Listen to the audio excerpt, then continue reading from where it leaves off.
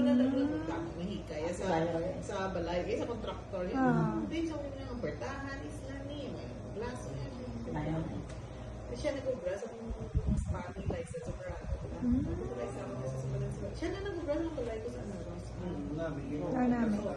Oo, mayo siya, legit. Isubo na ka-learn pag yun siya kay bata sa iya na nag-boss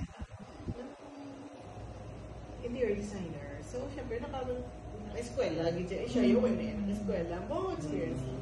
Anyway, ito kami sa balay, after lunch.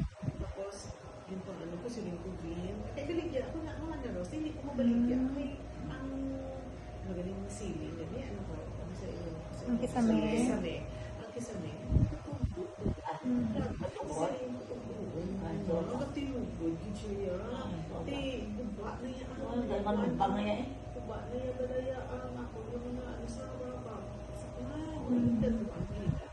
tapos, nangingos ko. Kasi naman ako mga gamit sa, sa mga kabinets. Ipang siya nagpamuwa na ako yan. Gaano-ano ko na nung inong gaboy. Siya. Ganyan siya kapag-simplisan. Tapos kinsakaan niya paghapon ako na. Bilang saan niya sa baba. Kalikan ako. Ang babes. Galing flashing. Nakutos mo. May flashingan.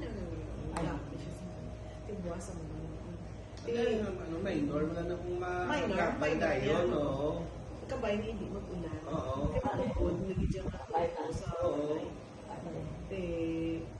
ipang lubain na ito gani, kabinet.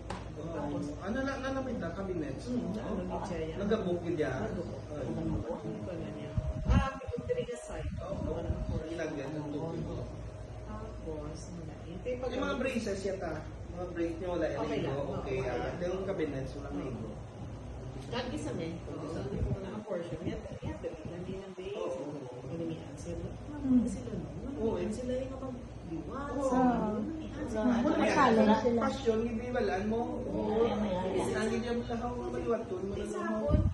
Babes, isang tali mo ka bar. Panunta. Muna. Hindi ko kami alin. Nagod ko sa balay. Kaya pagkatapos sa gano'n, mga past 5 na almost 6. So, mami ko. Kasi siling ko pwede buwas sa aga. Siling, hindi pwede kami duty ka. Siling ko, ang dami ako.